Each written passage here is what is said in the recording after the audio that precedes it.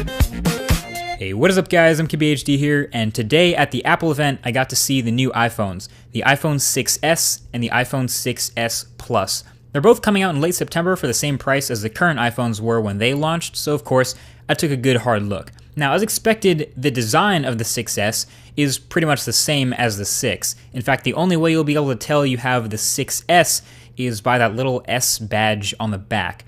Of course, also if you have the new rose gold color, which to my eye is really more of like a pale pink. But yeah, other than that, from top to bottom, all the way around the outside of this phone, it's the same phone. Although the new 6s Plus is actually a little bit heavier in the hand than the current 6 Plus, and I think we can thank Bendgate for that, since Apple is now using a 7000 series aluminum alloy to strengthen the body, but it's only a couple extra grams. So there are three main improvements to know about in the new iPhone: new specs, new cameras, and new display. So the spec bump is in the processing really. So the 6s is rocking a new Apple A9 chip, which is supposedly nearly twice as fast in the CPU and GPU performance. But that's really the only spec difference that they told us about. As far as I know, it's still 1GB of RAM, still the same non-removable battery, and still starting at 16 gigs of non-expandable storage. So everything else stayed the same, it's just adding the new A9.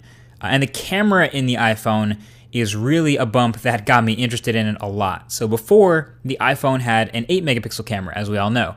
This new iPhone is rocking a 12 megapixel sensor, which is awesome for a couple reasons. One, that means the photos will be even crispier, and if the demo photos from the events are any indication, we may have a new #1 best smartphone camera. And number two, 12 megapixels now means we have a large enough sensor, or enough pixels, for 4K video. So this smartphone is now capable of hanging with the heavy hitters like the Galaxy S6 and Note 5 and LG G4 and everything, pretty much every other smartphone that's come out this year that shoots 4K video. Plus the 6s also has optical image stabilization that now works during video as well, so I'm really looking forward to testing this camera a lot more. And as a bonus, the front-facing camera also got a nice little bump up to 5 megapixels, and it now uses the display as a dual-tone flash, according to the ambient light. Smart. And with these new iPhones, you can now turn on something called Live Photo, which will capture 1.5 seconds before and after you snap the photo, which is pretty neat. And you can view the live photo by pressing down on the photo in the gallery, which brings us to our third and final major change, and that's 3D touch. Not Force Touch, 3D touch. But basically the same thing as Force Touch. So now the iPhone 6s display is pressure sensitive and to multiple levels. So you can press down a little harder on the display to bring up a context menu in tons of places all over the OS. It's kind of like an expand button or a more info button. So you can 3D touch an icon on the home screen to bring up some quick actions for that app, or you can press an address in a thread to preview the location in Apple Maps. Or you can press a thread in a messaging app itself to preview what's in that thread. And with all these previews, if you like what you see, then you can press even harder to fully expand and bring yourself into it. Or if you don't want to, then you can release the Force Touch and then it shrinks itself back. So it seems like this can be useful at a level on a smartphone. It'll probably take some getting used to. The thing is, I was just playing it for a few minutes and I started to get the hang of it. And the Taptic engine in the phone is also larger and a bit heavier and is now much more precise, so it feels more like the Force Touch on the Apple Watch, which is impressive. And it's fast. I mean, obviously the whole phone will be fast with that new A9 chip and moving around the interface, combined with swipes and gestures I already know. Combining that with the 3D touch just made it feel nice and fast. I don't know, the quick tip is with the home screen icons, you can press and then swipe over onto the action you want to perform, which was really quick.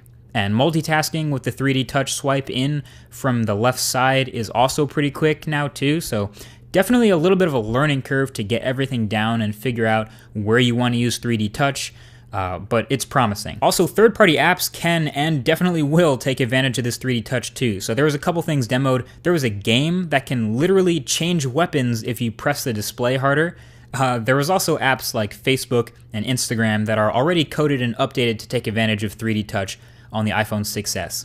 So there you have it. It's the new iPhone. The TLDR is it's faster, crispier, and a little more sensitive. So faster chip, faster Touch ID, faster UI, crispier for the cameras on the front and the back, and that 3D touch pressure sensitive display. It's not all super new stuff. I mean, lots of it has been seen in other smartphones before, but when going from iPhone 6 to iPhone 6s, this is about what I expected.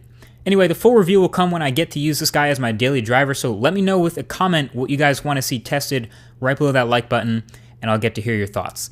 Thanks for watching, and I'll talk to you guys in the next one. Peace.